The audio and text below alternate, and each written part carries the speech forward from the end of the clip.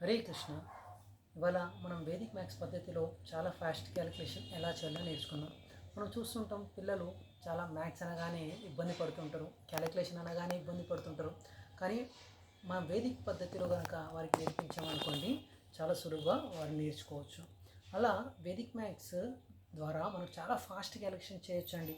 ఎలాంటి 98 × 97 లేదా 9997 × 9999 ఇలాంటివి చాలా ఫాస్ట్గా చేయవచ్చు. కానీ దానికంటే ముందు మనం బేసిక్స్ నుంచి వెళ్ళాలండి. ఇవాళ మనం అడిషన్ మెథడ్ ఎలా చేయాలో, ఫాస్ట్గా ఎలా చేయాలో, పిల్లలకి అర్థమయ్యే విధంగా ఎలా మనం చెప్పవచ్చో దాని గురించి నేర్చుకుందాం. అంటే మొదట్లో సైకిల్ నేర్చుకున్నప్పుడు మొదట్లో కొద్దిగా ఇబ్బంది అవుతుందండి. కానీ ఒక్కసారి నేర్చుకున్నాం అనుకోండి, పిల్లలు ఎంతో దూరం ఆగమన్నా ఆగకుండా వెళ్ళిపోతారు.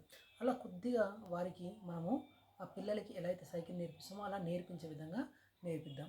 ఈ వేదిక్ మ్యాథ్స్ అలా నేర్పించడం ద్వారా వాళ్ళ కాన్సన్ట్రేషన్ పెరగడం, మెమరీ పవర్ పెరగడం, వాళ్ళ ఫోకస్ అంతా పెరగడం అనేది జరుగుతుంది. అలా ఇవాళ మనము అడిషన్ అంటే దశంశః ఒక ఫార్ములా ద్వారా మనం అది ఎలా చేయొచ్చో నేర్చుకుందాం. ఎలా చేయాలో నేర్చుకుందాం, రండి చూద్దాం. నేను చెప్పాను కదండి, ఆ ఫార్ములా దశంశః లైన్ ఆర్ డాట్ మెథడ్ అంటారు. ఓకే, ఎగ్జాంపుల్ మనం అడిషన్లో 9, 8, 7, 9 ఇలా చేయాలనుకోండి.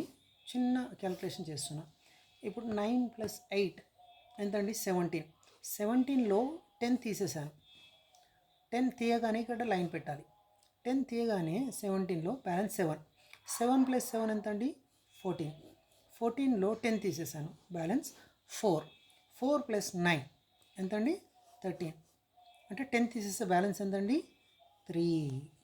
అండ్ ఎన్ని లైన్స్ ఉన్నాయి? 1, 2, 3 లైన్స్ ఉన్నాయి కాబట్టి ఆన్సర్ 33. ఓకే, ఇంకో ఎగ్జాంపుల్ తీసుకుందాం మనం. ఇంకో ఎగ్జాంపుల్ పెద్దది తీసుకుందామండి. 9, 8, 7, 9, 8, 8 ఇలా తీసుకుందాం. ఒక పెద్ద దీన్ని అడిషన్ ఎలా చేస్తారో చూద్దాం. 9 + 8 ఎంతండి? 17. ఇప్పుడు ఏం చేస్తాను అంటే ఒక డాట్ పెట్టేస్తాను, 10 తీసేస్తాను అనమాట. అంటే 17లోకి 10 తీస్తే 7. 7 + 7 14.